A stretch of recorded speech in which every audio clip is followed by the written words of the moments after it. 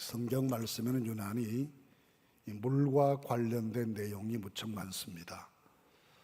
창세기 26장에서 이삭이 우물 문제 때문에 블레셋 사람들과 갈등을 많이 겪었다고 기록했고, 40년간 광야를 통과했던 백성들에게서 가장 큰 문제는 물 부족의 문제였습니다. 요한복음 7장에 당시에 초막절을 지키던 장면이 기록되어 있습니다. 이 초막절은 과거 광야 생활 중에 하나님께서 지키신 것을 기념하는 또 감사하는 절기였습니다.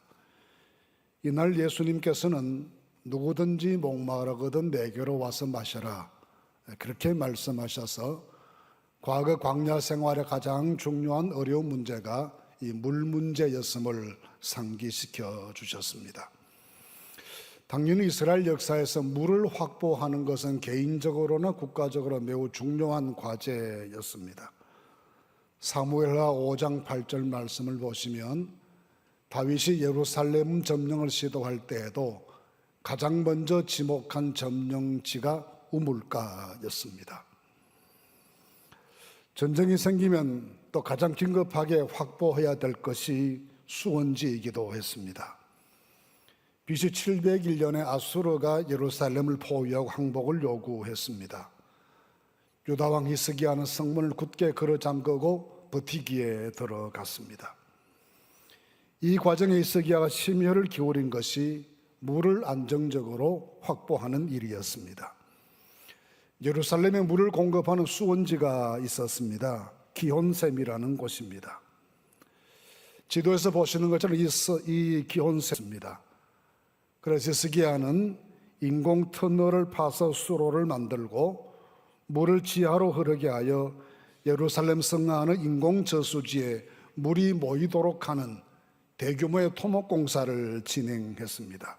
일명 히스기야 터널 공사였습니다. 암석으로 이루어진 예루살렘이 지하에 수로를 만드는 것은 매우 어려운 공사였지만 결국 성공하게 됩니다. 길이가 무려 533m이고 높이는 2m에서 5m까지 폭은 약 60cm 정도 되는 이 터는 기온샘의 물을 지하로 흐르게 하여 한 곳에 모이게 했는데, 이 물의 종착점 도착지가 바로 실로암 연못이었습니다. 이 물의 확보로 히스기야는 버티기에 성공했고, 그 사이 아수르군은 내란의 발생으로 철수했습니다. 열왕기하 20장 20절 말씀, 이 일을 히스기야의 최대 치적으로 기록하고 있는가 하면 역대하 32장 30절 말씀에는 히스기야가 또 기온의 윗샘물을 막아 그 아래로부터 다윗성 서쪽으로 곧게 끌어들였으니 히스기야가 그의 모든 일에 형통했다라고 그 일을 기념하고 있습니다. 물은 그들에게 그렇게 중요했습니다. 유목민들인 그들에게 가장 긴급하게 확보해야 될 생존을 위한 필수사항이 물이었고, 도시 건설의 조건이었고, 또는 물이 전쟁의 승패를 결정하는 요인이 되기도 했습니다. 동시에 이 물은 하나님께서 내려주시는 은혜의 상징으로 표현되기도 했습니다. 이른 비와 늦은 비는 때를 따라 주시는 하나님의 은혜 자주 비유되었고, 자주 언급되는 생수는 말씀과 성령의 상징으로 사용되기도 했습니다. 오늘 본문에 등장하는 실로암은 바로 그런 은혜의 현장이었고, 예루살렘 주민들의 생명의 젖줄이기도 했고, 전쟁을 승리로 이끄는 원천이기도 했습니다. 이 생명의 현장인 실로암에서 이루어진 일을 다시 생각해 보면서 우리에게 주시는 주의 음성을 들으시는 귀한 시간이 되실 수 있기를 바랍니다. 먼저 오늘 이 말씀은 주님께서 성전에서 나오시다가 길가에 산 불행한 사람인 소경을 만나면서부터 시작됩니다. 그는 나면서부터 보지 못했던 선천적인 시각장애인이었습니다. 당시 유대인의 관념으로는 이 선천적 장애인들은 신의 저주를 받고 태어났다라고 생각했기 때문에 부정한 사람으로 간주되었습니다. 그런 사람은 정상적인 경제활동을 할 수가 없었고, 다른 사람과의 접촉도 금지되었고, 성전 출입도 봉쇄되었습니다. 그래서 이 사람도 예수님께서 성전에서 나오셔서 길을 가시다가 만났다라고 기록하고 있습니다. 사도행전 3장 말씀해 보시면 베드로와 요한이 일으켜 세운 나면서부터 걷지 못하던 사람 이야기가 있습니다. 그는 평생 성전 미문에 앉아 구걸하면서도 그 문을 넘어 성전으로 들어가 보지는 못했던 사람입니다. 그에게는 그것이 금지되었기 때문입니다. 그래서 제자들이 보지 못하는 사람을 보고 예수님께 묻습니다. 이 사람이 맹인으로 태어난 것이 자기 죄 때문입니까? 부모의 죄 때문입니까? 라고 묻습니다. 물론 안타까운 생각으로 묻는 말이겠지만 그 말에는 이미 이 사람이 지은 죄 때문에 하나님의 벌을 받았다라고 하는 고정관념이 근본으로 전제되어 있습니다. 우리는 자주 한 사람의 불행에 대해서 선입견으로 대하거나 쉽게 원인을 말하려 하는 습성들이 있습니다. 보통의 상식적인 판단으로 한 사람의 삶을 판단하려 하는 것이죠.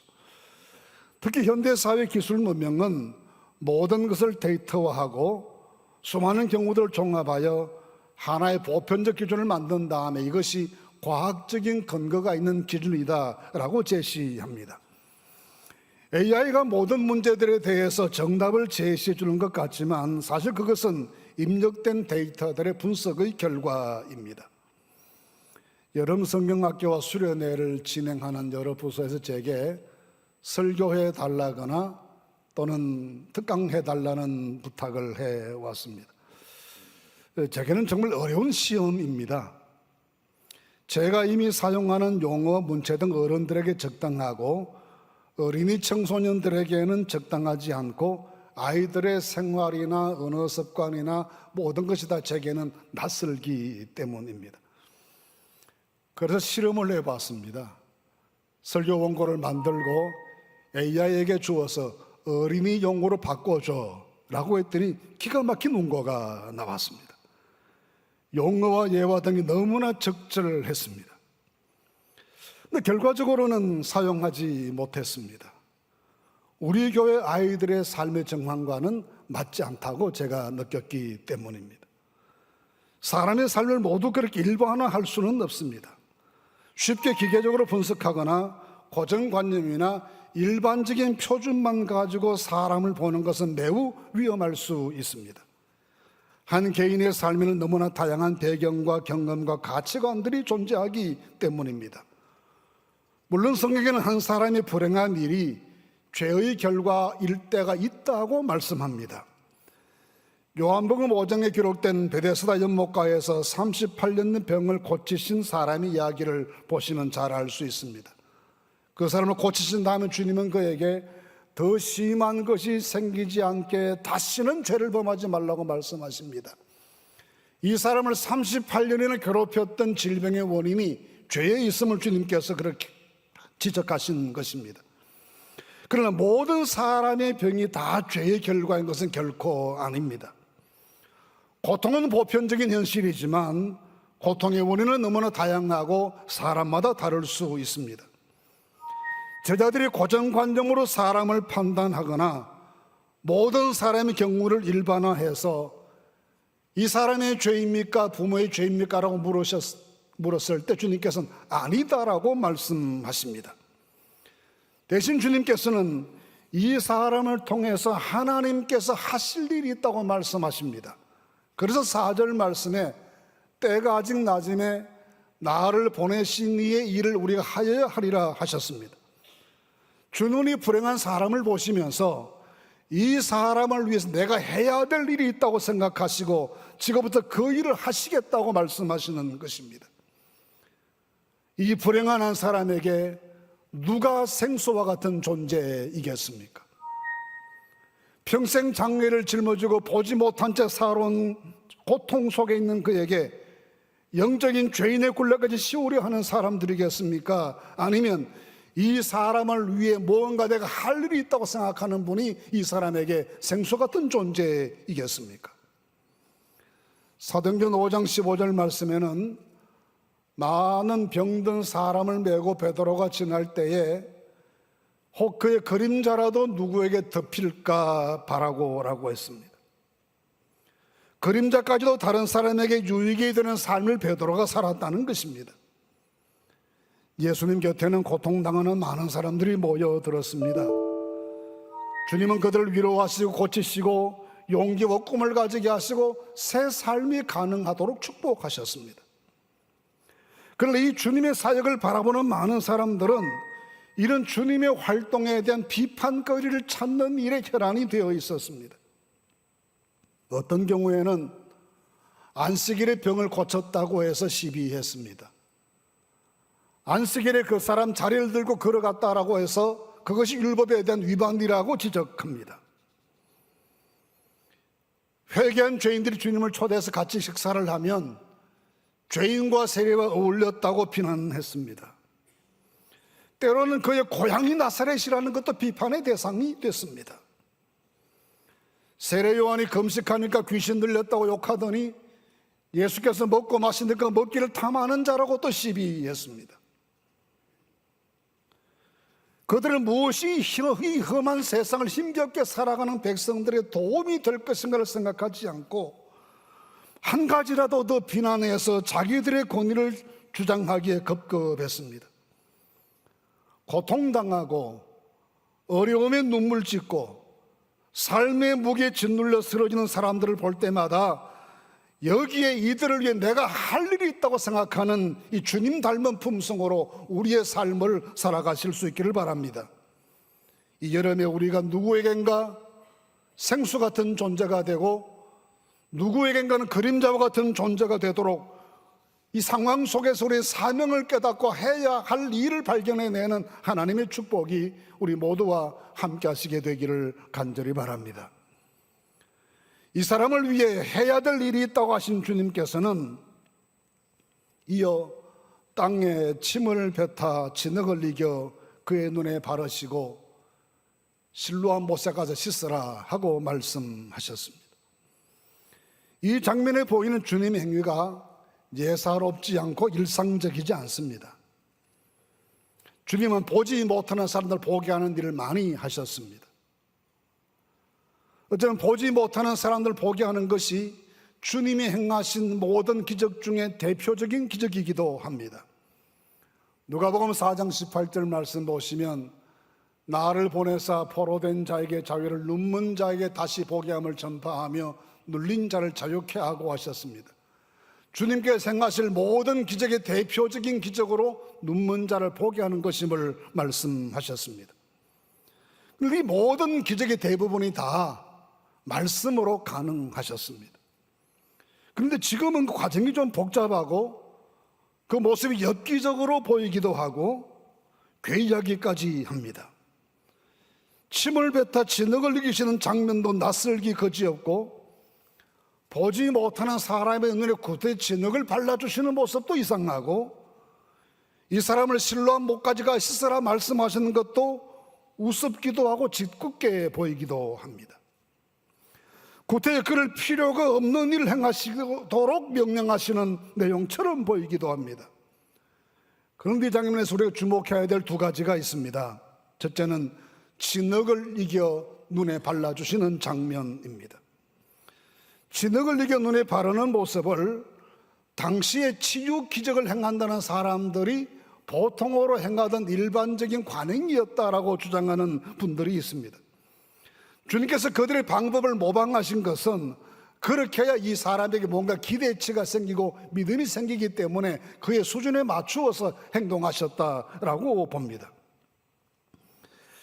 그러나 제가 이 말씀을 깊이 읽고 생각해 볼 때 이 장면은 창세기 2장 7절의 흙을 빚어서 사람을 만드시는 장면과 매우 닮아 있습니다. 성경에는 자주 창조주의 행위를 토기장이에 비유했습니다. 토기장이가 흙으로 무엇을 만드는 장면이 창세기 2장의 사람을 흙으로 만드시는 창조주의 사역과 매우 연관되어 있기 때문입니다. 때문에 이 장면은 창조주신 당신의 신분과 능력을 나타내는 엄숙한 장면입니다. 원래 주님은 창조 사역의 주역이셨습니다. 요한복음 1장 3절 말씀에 만물이 그로 말미암아 지은 바 되었으니 지은 것이 하나도 그거 없이는 된 것이 없느니라고 하셔서 주께서 창조주이심을 말씀하셨습니다. 주님은 이제 이 불행한 한 인간을 위하여 창조주의 능력과 수고를 다시 행하셔서 그를 재창조하심으로 고통으로 얼룩진 그의 삶을 새롭게 해주시는 역사를 시작하려 하십니다. 주님은 모든 기적의 순간에 언제나 하실 수 있는 최선의 노력과 수고를 다하셨습니다. 결코 마술적으로 일하시거나 종교기술자처럼 하시거나 기계적으로 사람을 대하지 않으셨습니다. 최선의 노력을 기울이셨고 베풀 수 있는 최고의 사랑을 베푸셨고 하실 수 있는 모든 정성을 기울여 한 사람 한 사람을 만지시고 치료하셨습니다. 여기에 창조주 하나님의 사랑과 정성과 노력이 들어있는 겁니다.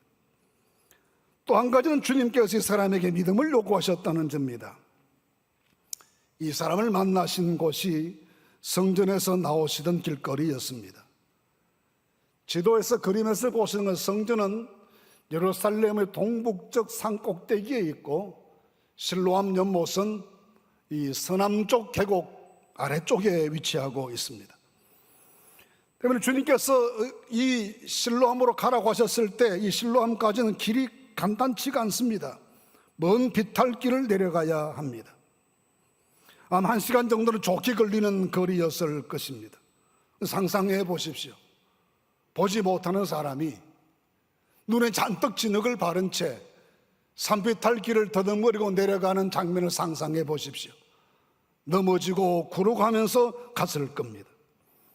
그런데 이 사람 다른 말이 없습니다. 그냥 순종할 뿐입니다. 이 기이한 상황에서 주님의 말씀대로 순종하는 것은 바로 그의 믿음 때문입니다. 믿음이 없이 어찌 이런 일이 가능하겠습니까? 열왕기하 5장 말씀에 아람의 군대장관 나아만이 나병을 고쳐달라며 엘리사 선지자를 찾아온 내용이 기록되어 있습니다. 선지자는 그에게 요단강 가서 7번 목욕하고 가라고 시큰둥하게 대답해 줍니다. 자신에 대한 예우가 아니라 생각했던 나아만이 불같이 화를 내면서 당장 자기 나라로 돌아가겠다고 고집합니다. 그때 주변 부하들이 구원 요하는 말이 있습니다. 선지자가 당신에게 큰 일을 행하라 하였다면 행하지 아니하였으리이까? 하물며 당신에게 이르기를 씻어 깨끗하게 하라 함이리이까 했습니다. 결국 그는 부하들의 설득을 받아들여 요단강에서 씻습니다. 순종 못할 이유가 없다는 말에 설득당해서 씻고 결국 치유의 은혜를 입게 됩니다. 우리에게 말씀하시는 예수님, 우리에게 명령하시는 예수님은 창조주의 능력과 사랑으로 우리 삶을 만지시는 분이십니다. 때문에 그 말씀 앞에 믿음으로 순종할 때 온 세상을 창조하신 창조주의 능력과 세밀함과 섬세함과 사랑으로 우리 삶을 만지셔서 전혀 새 피조물 되게 하시는 주님의 은혜를 우리에게 베풀어 주실 것입니다. 우리 삶에 오래되고 누적된 문제들이 우리 삶을 괴롭히고 내일을 절망스럽게 예측하게 한다 할지라도 창조주이신 주님의 말씀에 순종할 때마다 그분이 우리 삶을 새롭게 빚어주실 것입니다. 그래서 사도 바울은 그렇게 감격스럽게 말합니다. 누구든지 그리스도 안에 있으면 새로운 피조물이다. 이전 것은 지나갔으니 보라 새 것이 되었도다.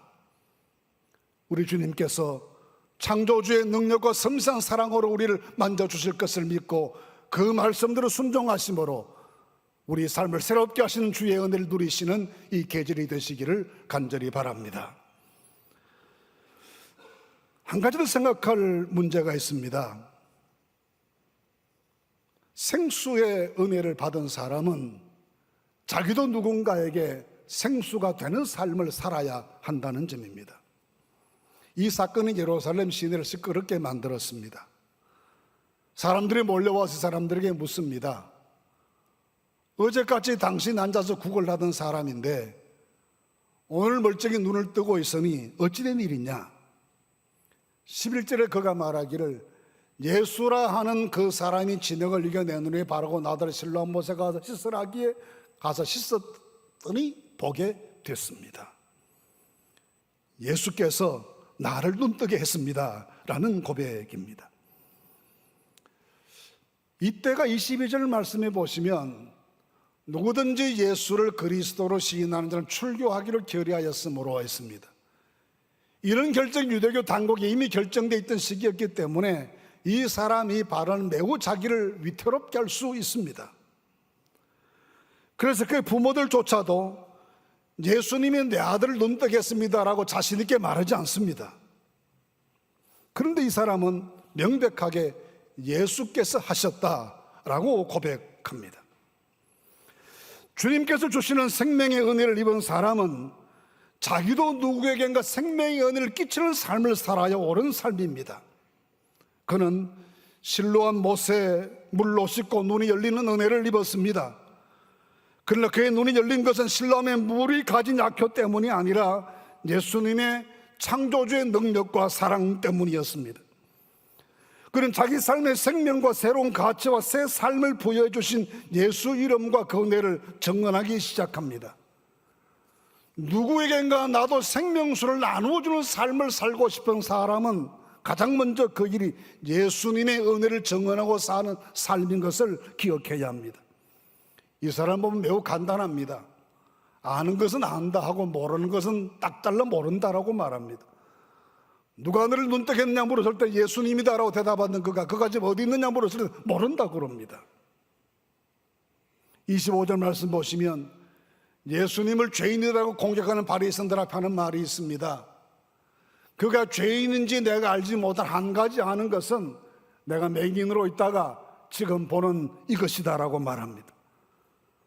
다 알지 못하면서 아는 것처럼 말하는 것도 잘못이고 아는 것을 모른다고 진실을 숨기는 것도 올바른 삶의 자세가 아닙니다.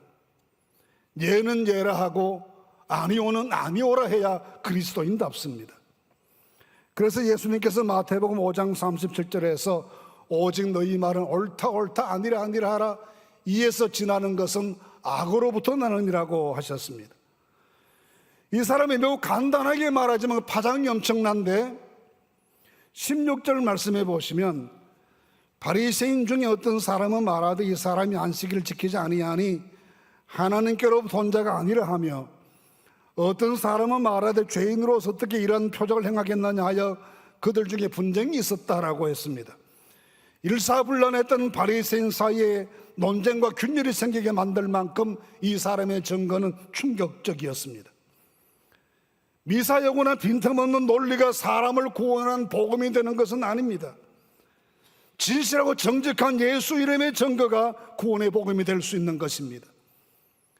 사도행전 4장 20절 말씀은 사도들이 우리는 보고 들은 것을 말하지 아니할 수 없다라고 증언했습니다.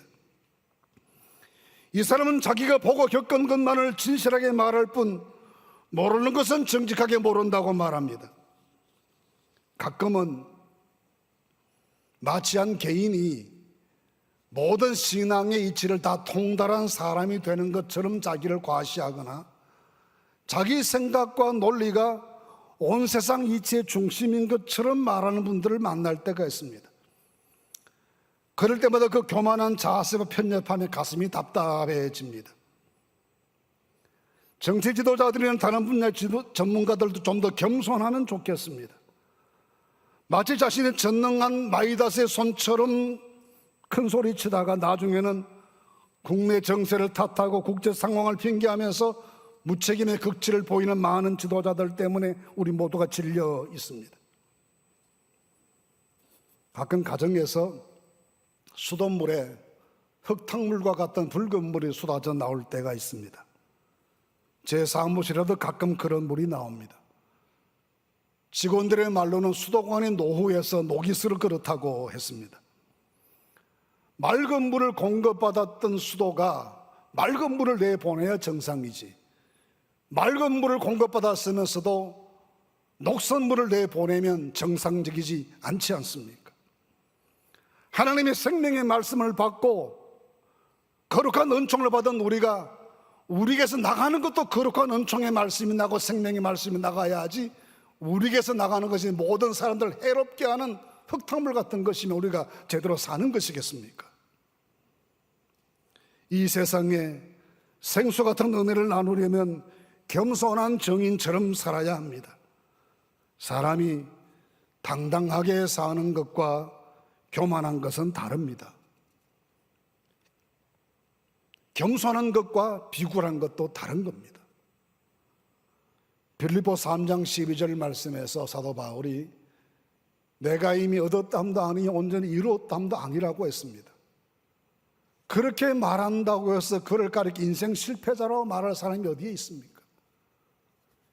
여기서 빌립보 4장 13절 말씀에서는 내게 능력 주시는 자는 내가 모든 것을 할 수 있는 이라 했습니다. 그렇게 말하는데 그를 교만한 사람이라고 말할 사람이 어디에 있겠습니까? 당당하되 신앙으로 가득 찬 자세를 유지하고 겸손하되 사람 앞에 비굴하지 아니하면 하나님께서 그와 함께 계실 것입니다. 예수께서 나를 눈뜨게 하셨다라고 용기 있게 증언하고 스스로 다른 사람들에게 또 다른 실로암의 생수가 되어주었던 이 한 사람의 삶을 우리가 본받을 수 있어야 하겠습니다. 실로암의 물은 나라를 위기에서 건져낸 물이 됐습니다. 한 불행한 인간의 삶을 바꾼 생명수가 되었습니다. 그런데 오늘 우리의 실로암은 어디에 있습니까? 어디에 가야 생존이 가능하고 어두운 마음의 눈을 뜨게 한 은혜를 얻겠습니까? 우리나라는 어디로 가야 동맹국마저 협박하고 착취하는 살벌한 국제정세에서 살 길을 확보할 수가 있겠습니까? 이 사람은 말합니다. 예수께 순종했더니 보게 되었습니다. 시편 121편 1절 2절 말씀은 내가 산을 향하여 눈을 들리라 나의 도움이 어디에서 올고 나의 도움은 천지를 지으신 여호와에게서로다 했습니다. 예수께만 순종하고 하나님만 소망으로 두고 바라보아야 합니다. 실로암이 바로 거기에 있기 때문입니다. 오늘의 실로암은 바로 하나님의 품속에 있는 말씀 안에 있습니다. 오늘의 실로암은 예수 십자가 보혈 안에 있습니다. 오늘의 실로암은 바로 성령의 임재 안에 있는 것입니다. 주님은 오늘도 말씀하십니다. 실로암 못에 가서 씻으라. 하나님의 말씀 속으로 들어가라. 보혈의 능력을 의지하라. 성령의 충만을 받으라는 말씀입니다. 우리 모두가 예수 은혜 안으로 들어가는 시간이 되십시다. 그리하여 창조주의 능력으로 우리를 만지시고 섬세하게 새롭게 빚어주시는 새 삶의 은혜를, 생수의 은혜를 만끽하고 누리시는 우리 모두의 삶이 될 수 있기를 주님의 이름으로 축원합니다. 우리 삶을 충만케 하시는 주의 은혜가 함께 하실 줄로 믿습니다.